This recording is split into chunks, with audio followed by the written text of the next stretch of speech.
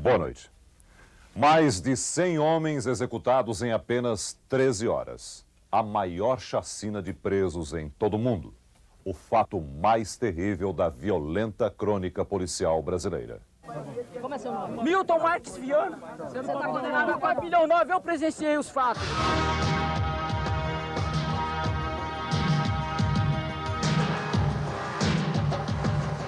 Totalmente desnuca, a mão na cabeça, fomos mortos.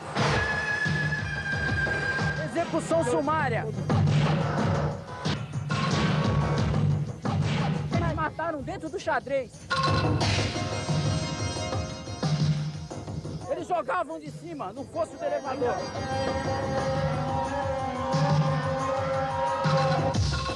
Eu vi um holocausto. Eu vi um holocausto. O massacre na casa de detenção em São Paulo na última sexta-feira desperta indignação no mundo inteiro. O que aconteceu aqui há uma semana deixou marcas difíceis de apagar.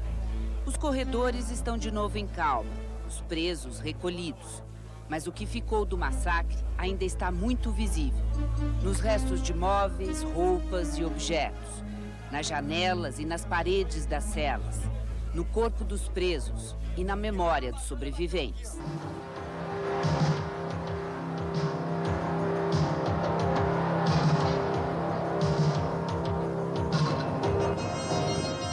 Quando cheguei, fui informado que a situação estava incontrolável e que a tropa de choque já tinha entrado no pavilhão 9. Entrou atirando para dentro da cadeia, entrou atirando. 500 policiais armados estiveram na casa de detenção durante 13 horas. Os oficiais da PM tinham recebido uma ordem: resolver o conflito. Não tinha revólver, não tinha refém. Ele tinha que se defender dos cachorros, de tudo. Os policiais garantem que os presos atacaram a tropa usando facas, estiletes e 13 armas de fogo. Já pensou se nós tivéssemos 13 armas de fogo aqui na mão, nós? Pô, não tem um PM morto. Com 13 armas de fogo na mão, o que vocês teriam feito? Uma fuga em massa. Quando a situação já estava sob controle, eu entrei no pavilhão 9. Eu vi jogados no pátio mas centenas de estiletes, de facas, de correntes, de barras de ferro, pedra. Eu vi colchão queimado, mas confesso não ter visto arma de fogo. Nós corremos. Eles tentaram negociar. Corremos para dentro dos xadrezes, aí eles mataram dentro do xadrez. Eles me tiraram de madrugada da cela, só de calção, me colocaram na parede de vidro com mais uns 10 companheiros. Deram um monte de paulada na gente e falaram: vai carregar o futuro de vocês, que o futuro de vocês é tudo a morte. A tropa voltou à detenção no dia seguinte, desta vez para conter na rua uma pequena multidão de aflitos. Familiares dos presos buscavam informações que demoraram 48 horas para chegar. Os sinais silenciosos que vinham de dentro do presídio só aumentavam a tensão. A procura desta gente muitas vezes só terminou nos corredores do Instituto Médico Legal. A imagem dos corpos enfileirados no chão chocou até os mais indiferentes. A história do massacre na detenção não está mais só lá, no pavilhão 9. Agora ela é contada também em dezenas de covas rasas, de pequenas cruzes, em vários cemitérios pobres da periferia. Durante 4 dias, as cerimônias simples do sepultamento se repetiram. Momentos de dor e indignação. Eu acho que eles não mereciam, nenhum deles mereciam isso. Mesmo sendo criminosos? Mesmo sendo criminosos, eles são gente. Para ter mais segurança, a sociedade não precisa de policiais violentos, e sim de uma polícia eficiente, que haja com rigor, mas dentro da lei. Boa noite. Uma briga entre grupos rivais provocou a confusão. Um preso levou uma paulada e os amigos dele reagiram. A polícia chegou com a tropa de choque e muitos cães. Toda a região foi cercada. Os presos tentaram sair pelo telhado, mas se assustaram com um helicóptero carregado de atiradores de elite. A polícia invadiu o presídio e tomou posição em várias saídas. Fumaça no pavilhão. Os presos fizeram fogueiras e queimaram roupas e colchões. Depois, agitaram faixas com reivindicações, debaixo de uma chuva forte. Quando a polícia resolveu agir, o resultado foi trágico. Muitos feridos corpos começaram a ser retirados às pressas e o nervosismo aumentou. Durante a madrugada, tensos e muito emocionados, os parentes dos presos pediam informações. A polícia saiu do presídio por volta das 4 da manhã, debaixo de vaias e protestos. Agora cedo, a tensão continuou. Na porta do presídio, as famílias esperam por notícias que não vêm. A todo momento, acontecem atritos entre os policiais e os parentes. Carros do Instituto Médico Legal ainda continuam saindo, mas a diretoria da casa nada explica. A visita do fim de semana foi mantida, mas só puderam entrar as pessoas que têm parentes presos em outros pavilhões que não o pavilhão 9, onde ocorreram os distúrbios de ontem. Quem esteve lá dentro diz que a casa parece calma, mas ninguém viu como e onde estão os presos que se amotinaram. A angústia de toda essa gente, mães, irmãs, filhos e mulheres de presos, é não saber ao certo quem morreu e quem está vivo. A única notícia dada ainda ontem à noite pelo diretor da casa de detenção é de que apenas 8 presos teriam morrido. Mas já circulam notícias oficiosas, vindas de hospitais e postos de Instituto Médico Legal, de que o número real de mortos poderia estar acima de 100. O relatório oficial, entretanto, só vai ser divulgado hoje à tarde pelo secretário da Segurança Pública. Eu lamento pelas mortes que ocorreram na casa de detenção. Agora, o que nós temos que verificar é se a ação da polícia foi uma ação adequada naquele momento. História do Carandiru. A casa de detenção de São Paulo, conhecida como Carandiru por localizar-se no bairro homônimo da cidade de São Paulo, foi uma penitenciária que se localiza na zona norte de São Paulo. Foi inaugurada na década de 1920 e sua construção é do engenheiro arquiteto Samuel das Neves. A dominação da casa de detenção foi dada pelo inventor federal Ademar Pereira de Barros, que, em 5 de dezembro de 1938, pelo Decreto Estadual 9.789, extinguiu a cadeia pública e o presídio político da capital. Esse decreto previa separação de réus primários, de presos incidentes e separação dos presos pela natureza do delito. Já chegou a abrigar mais de 8.000 presos, sendo considerado, à época, o maior presídio da América Latina. Foi desativado e parcialmente demolido em 2002, no governo de Geraldo Alckmin. No local foi construído o Parque da Juventude. Por 2 décadas, de 1920 a 1940, ano em que atingiu sua capacidade projetada máxima de 1.200 detentos. O presídio, então chamado Instituto de Regeneração, foi considerado um padrão de excelência nas Américas, atraindo a vista de inúmeros políticos, estudantes de direito, autoridades jurídicas italianas e até mesmo personalidades como Claude Lévi-Strauss, que vinha a São Paulo para visitá-lo. Em 1936, Stefan Zweig, amigo de Sigmund Freud, escreveu em seu livro Encontros com Homens, Livros e Países, que a limpeza e higiene exemplares fazia com que o presídio se transformasse em uma fábrica de trabalho. Era os presos que faziam o pão, preparava os medicamentos, prestavam os serviços nas clínicas e nos hospitais, plantavam legumes, lavavam a roupa, faziam pinturas e desenhos e tinham aulas. A penitenciária do Carandiru era aberta à visitação pública e chegou a ser considerada um dos cartões postais da cidade de São Paulo. Lotação. É somente a partir de 1940, quando a penitenciária excedeu sua lotação máxima, que ela começou a passar sucessivamente crises e brigas.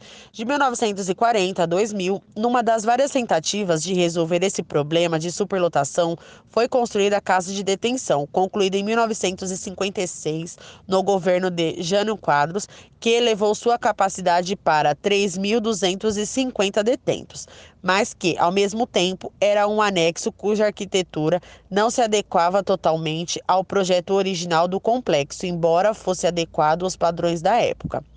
Desde então, a história do Carandiru passa a não ser nada mais que crises e rebeliões que comunia com os famosos massacres de 1992, quando então as autoridades penitenciárias amontoavam em péssimas condições cerca de 8.000 detentos.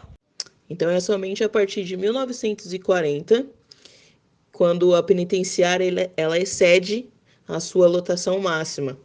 Então, a partir dessa época, começa a acontecer muitas crises e brigas dentro da penitenciária. Então, o governo da época, que era o governo de Jânio Quadros, para tentar resolver o problema, eles elevam a capacidade para 3.250 detentos. Isso foi concluído em 1956. Ao mesmo tempo que eles elevaram a capacidade, só foi aumentando as crises e as brigas. Então, desde então, a história do Carandiru, ela passa a ser nada mais do que só crises e rebeliões. E aí essas rebeliões, elas culminam então no famoso massacre, né, de 1992, que foi então que as autoridades penitenciárias, elas amontoavam os detentos em péssimas condições, e na época do massacre tinha em torno de 8.000 detentos, em um lugar que a capacidade do projeto era de apenas 3.250.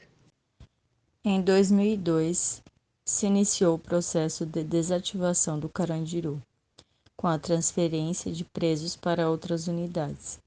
Hoje o presídio já se encontra totalmente desativado, com exceção apenas da ala hospitalar, ainda ativa no local, com alguns de seus prédios já demolidos e outros que foram mantidos para serem posteriormente reaproveitados. O governo do estado de São Paulo construiu um grande parque no local, o chamado Parque da Juventude, além de instituições educacionais e de cultura.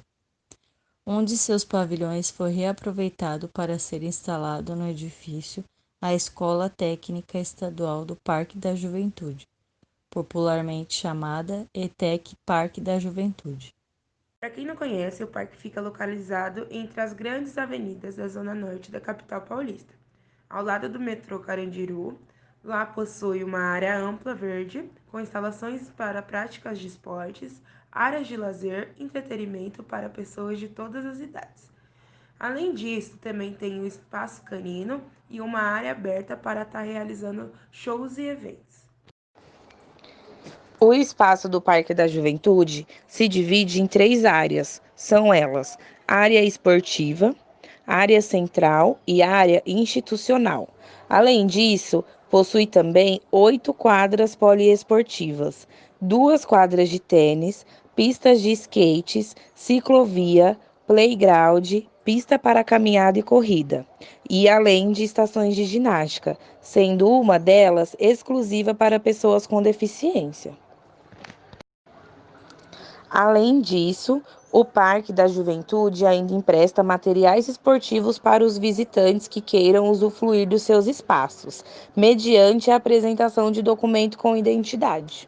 No Parque da Juventude, tem um espaço para os artistas de ruas locais para fazer desenhos na parede. Tem restaurante, tem também a praça de alimentação. O Parque da Juventude também conta com um espaço com mesas e cadeiras que podem ser usadas para lanchar ou descansar. O espaço é bem arborizado e tem opções para comprar alimentos por lá mesmo. Tem a biblioteca, ETEC e o museu. O Parque da Juventude mudou o cenário da Zona Norte de São Paulo. Hoje o que se vê por aqui são famílias, namorados, crianças e adolescentes aproveitando um espaço arborizado com quadras de esportes, pistas de skate, bosque e gramados. O Parque da Juventude é frequentado desde criança até a terceira idade. Eu costumo dizer a melhor idade, né? O pessoal vem fazer aqui esporte, nós temos aqui 10 quadras esportivas, né? Sendo 2 de tênis e 8 esportivas. O pessoal faz piquenique aqui no final de semana, tem música, tem show, temos cultura e temos lazer. Onde hoje é o parque, um dia foi o complexo penitenciário do Carandiru. O local era composto por pavilhões e no dia 2 de outubro de 1992, o pavilhão 9 foi palco de rebelião dos detentos. A polícia foi chamada para contê-los. O resultado, 111 presidiários mortos e 22 policiais feridos. A ação da PM ficou conhecida como o Massacre do Carandiru. O pastor Sidney Salles cumpria pena na época. Pelo que viveu, ele virou personagem do filme Carandiru, do diretor Hector Babenco. Quando eu me despi, que eu saí para a galeria, aí eu já vi diversos corpos tirados no chão, alguns agonizando, outros entre a vida e a morte. Foi onde nós fomos abordados por alguns policiais, mandando e dando a ordem que nós descêssemos até o térreo. E subi para o quarto andar, para o quinto andar na ocasião. Eu deparei mais que 3 policiais, ele perguntou o que eu estava fazendo ali. Eu falei que já havia carregado todos os cadáveres e que o tenente ali havia mandado me trancar.